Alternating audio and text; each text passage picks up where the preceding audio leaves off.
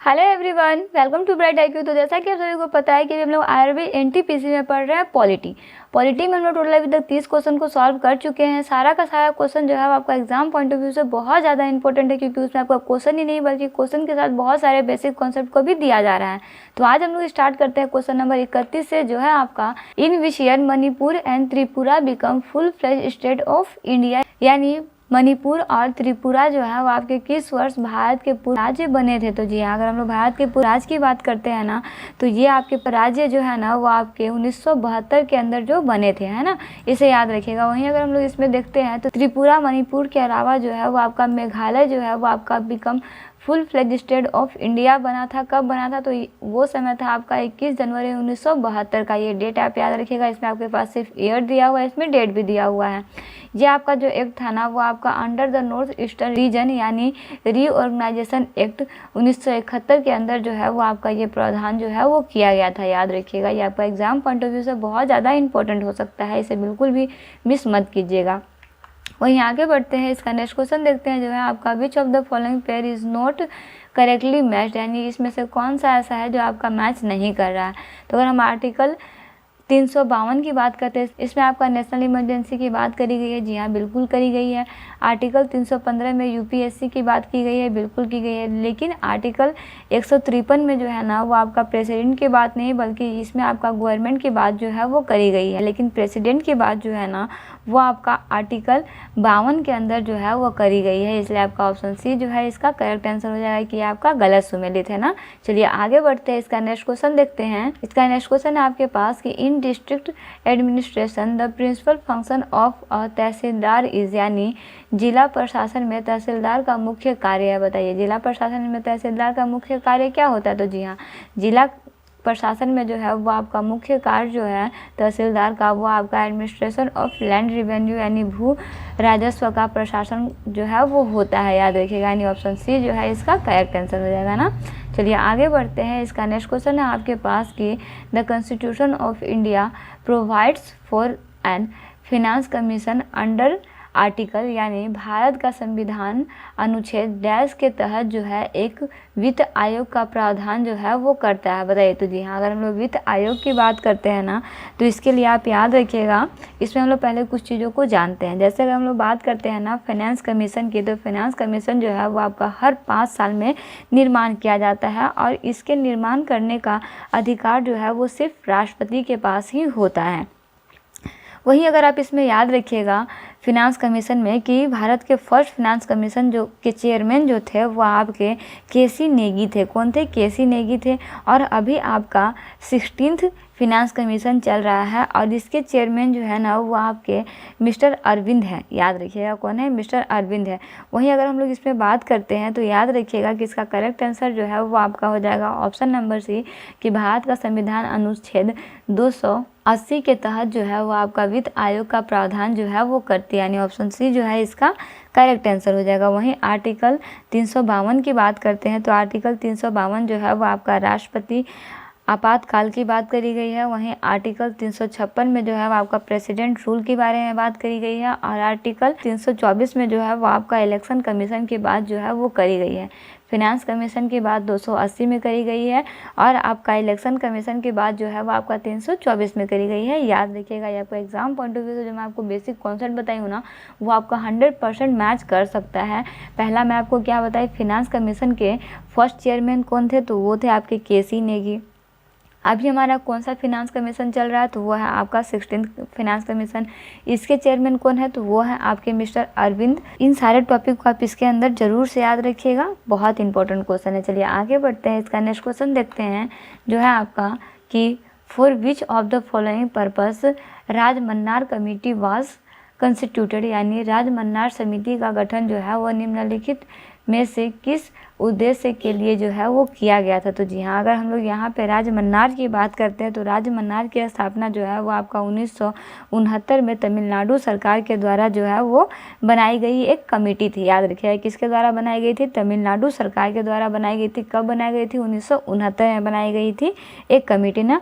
अब इसका बनाने का मेन पर्पज़ जो था ना वो आपका केंद्र राज्य राजकोषीय संबंध को आकलन करना था ना, यानी आपका क्या हो जाएगा? केंद्र राज्य कोषिक संबंध से था ना, यानी सेंटर ऑफ एथिकल रिलेशन से था, यानी ऑप्शन सी जो है इसका करेक्ट आंसर हो जाएगा। चलिए आगे बढ़ते हैं, इसका नेक्स्ट क्वेश्चन देखते हैं। इसका नेक्स्ट क्वेश्चन है आपके पास कि right to marry a person of one's choose in integral of which article of the Indian constitution, यानी अपनी पसंद के व्यक्ति से विवाह करने का अधिकार जो है वो भारतीय संविधान के किस अनुच्छेद का अभिन्न अंग है। तो देखिए हम लोग पढ़े थे ना, आर्टिकल 21 पढ़े थे। आर्टिकल 21 में हम लोग क्या पढ़े थे कि इसमें आपका जीवन का अधिकार जो है वो दिया गया है, और जीवन के अधिकार के अलावा इसमें कुछ आपके हिडन राइट्स जो है वो दिए गए हैं। और आपका हिडन राइट्स में स्लीपिंग आता था, और आपका क्या था, क्लीन हो गया, हेल्थ हो गया, क्लाइमेट हो गया, ये सब सारा जो था ना वो आपका कुछ हिडन राइट्स दिए हुए थे, जो आपके किसके अंदर आते थे, आर्टिकल 21 के अंदर आते थे ना। यानी इसका करेक्ट आंसर जो हो जाएगा वो आपका ऑप्शन नंबर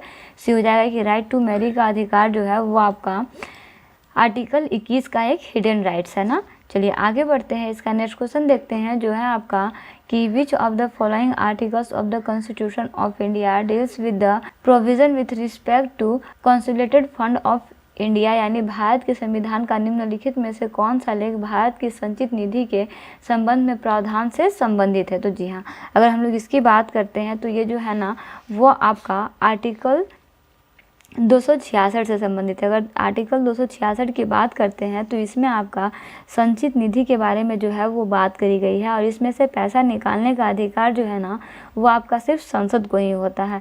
वहीं दूसरी ओर आकस्मिक निधि होता है। आकस्मिक नीति जो है वो आपका आर्टिकल 267 के अंदर जो है वो आता है, और इसमें से पैसा निकालने का अधिकार जो है वो सिर्फ राष्ट्रपति को होता है। याद रखिएगा आर्टिकल 266 और 267।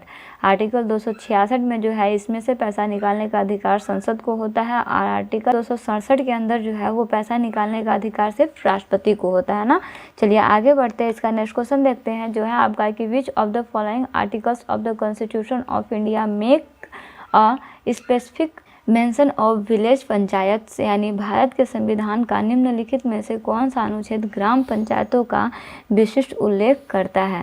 तो जी हाँ, इसमें आप याद रखिएगा कि इसका अगर हम लोग बात करते हैं ना तो ये आपका है आर्टिकल 40। आर्टिकल 40 के अंदर जो है वो आपका ग्राम पंचायतों का विशिष्ट उल्लेख जो है वो किया गया है, यानी ऑप्शन सी जो है इसका करेक्ट आंसर हो जाएगा। वहीं आर्टिकल 19 की बात करते हैं, बताइए आर्टिकल 19 क्या था। तो जी हाँ, आर्टिकल 19 में आपका स्वतंत्रता के अधिकार की बात करी गई है। आर्टिकल 21 में आपका राइट टू लाइफ यानी जीवन का अधिकार के बारे में बात करी गई है, और आपका आर्टिकल 12 में जो है ना वो आपका राज्य यानी स्टेट की डेफिनेशन यानी परिभाषा के बारे में जो है वो बात करी गई है, याद रखिएगा। चलिए आगे बढ़ते हैं, इसका नेक्स्ट क्वेश्चन देखते हैं जो है आपका कि national commission for scheduled tribes is related to which article, यानी राष्ट्रीय अनुसूचित जनजाति आयोग किस लेख से संबंधित है। तो जी हाँ, अगर हम लोग राष्ट्रीय अनुसूचित जनजाति आयोग की बात करते हैं ना तो इसके लिए आप याद रखिएगा कि ये आपका हो जाएगा आर्टिकल 338 ए के तहत। चलिए अगर हम लोग विशेष में बात करते हैं तो एक एक करके हम लोग इसमें समझते हैं। अगर national commission for scheduled caste की बात करते हैं, जिसको शॉर्ट फॉर्म में NCSC बोल सकते हैं, ये जो है वो आपके शेड्यूल्ड कास्ट के लिए काम करती है, यानी अनुसूचित जातियों के लिए काम करती है। ये आपका आर्टिकल कौन सा है, तो ये आपका आर्टिकल 338 के अंदर जो है वो बात करी गई है। इसमें आपका अनुसूचित जाति के लिए जो है वो बात करी गई है। वहीं आर्टिकल 338B की बात करते हैं तो आर्टिकल 338B में जो है वो आपका NCBC यानी national commission for backward classes की बात यानी अन्य पिछले जातियों की बात जो है वो करी गई है। ये तीनों का तीनों आर्टिकल जो है ना वो आपका एग्जाम पॉइंट ऑफ व्यू से बहुत ही इंपॉर्टेंट है। आर्टिकल 338 एक जो है वो आपका अनुसूचित जनजाति की बात करती है। आर्टिकल 338 जो है वो आपका अनुसूचित जाति की बात करती है, और आपका आर्टिकल 338B जो है ना वो आपका बैकवर्ड कास्ट यानी पिछड़ी जाति के बारे में बात करती है। याद रखिएगा, ये सारा टॉपिक जो है आपका एग्जाम पॉइंट ऑफ व्यू से बहुत ही इंपॉर्टेंट है। चलिए आगे बढ़ते हैं, इसका नेक्स्ट क्वेश्चन देखते हैं। नेक्स्ट क्वेश्चन है आपके पास कि which article is related to power of high court to issue certain writs, यानी कौन सा अनुच्छेद उच्च न्यायालय की रीट जारी करने की शक्ति से संबंधित है। तो जी हाँ, अगर हम लोग इसमें बात करते हैं रीट की ना तो रीट का आप याद रखिएगा कि अगर हम लोग रीट के बारे में बात करते हैं तो रीट शब्द का तात्पर्य जो है ना वो आपका एक औपचारिक कानून दस्तावेज से है। ठीक है, किससे है, एक औपचारिक कानून दस्तावेज से है जो आपका किसी व्यक्ति या संस्था को किसी विशिष्ट कार्य या विलेख को करने या ना करने का आदेश जो है वो देती है। यानी रिट न्यायाधीशों, न्यायालयों और अन्य संस्थाओं द्वारा जो है वो तैयार किया जाता है। यानी एक बोल सकते हो कि ये क्या है, आपका कानूनी दस्तावेज से संबंधित है ना, जिसके पास जो है वो आपका प्रशासनिक या न्यायिक क्षेत्राधिकार जो है वो होता है। यानी जिसके पास प्रशासनिक या न्यायिक क्षेत्राधिकार है वही व्यक्ति जो है वो इसे जारी कर सकता है। देखिए, सुप्रीम कोर्ट जो है ना वो रिट जारी कर सकता है आर्टिकल 32 के अंदर, और आपका हाई कोर्ट जो है ना वो आपका रिट जारी कर सकता है आर्टिकल 226 के अंदर। ये आप टॉपिक जो है वो याद रखिएगा, बहुत इंपॉर्टेंट टॉपिक है। तो इस तरह से बेसिकली आज हम लोग पॉलिटी के 10 क्वेश्चन को सॉल्व कर चुके हैं। ये सारा क्वेश्चन आपका एग्जाम पॉइंट ऑफ व्यू से बहुत ही इंपॉर्टेंट है। सारे क्वेश्चन को कॉन्सेप्ट के साथ याद करते रहिए। अगर जितना क्वेश्चन मैं आपको बताई हूँ ना, अगर आप एक लाइन से सारे क्वेश्चन को स्टडी कर रहे होंगे ना, तो यकीन मानिए आपको एक्स्ट्रा कोई भी क्वेश्चन पढ़ने का ज़रूरत नहीं पड़ेगा। सारा का सारा क्वेश्चन के अकॉर्डिंग जो भी मैं आपको क्वेश्चन और कॉन्सेप्ट दे रही हूँ ना, अगर सारे कॉन्सेप्ट को आप कंटिन्यू स्टडी करते रहिएगा ना, तो 10 से 15 क्लास में आपका बेसिक्स जो है ना, टोटल का टोटल पॉलिटी जो है वो आप अच्छे से कंप्लीट कर पाइएगा। और पॉलिटी से जितना भी क्वेश्चन आएगा, मैक्सिमम क्वेश्चन को जो है ना वो आप टच कर पाइएगा।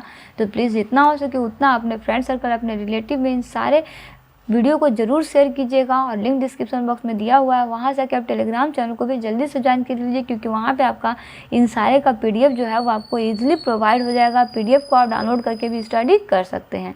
तो मिलते हैं नेक्स्ट वीडियो में एक इंपॉर्टेंट पार्ट, एक इंपॉर्टेंट टॉपिक के साथ। Thanks for watching, like and subscribe bright IQ।